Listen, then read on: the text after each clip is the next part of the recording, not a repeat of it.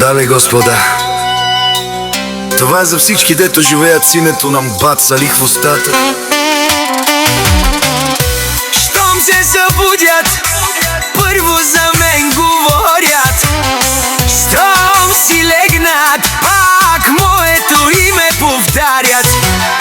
Всеки слух е безплатна реклама, всяка интрига прави името ми по-голямо. Не горя чужди сенки, не споря се света. Оставям успеха да говори вместо мен. Душманите пак дишат с името на Салих. Завист ги буди всяка нощ преди да съмне. Гледат, смятат, клюкарстват без край, но пътят на Бат Салих е само напред. Лайте колкото искате, Бат Салих не се променя. Вашите интриги са неговата реклама.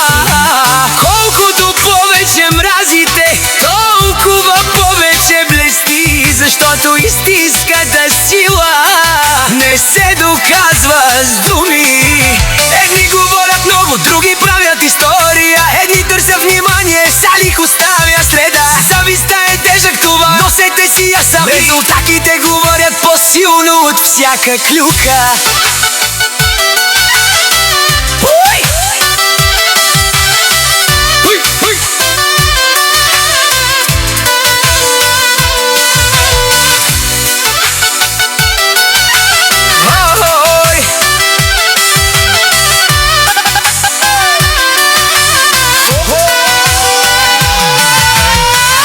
Фалшивите маски падат рано или късно.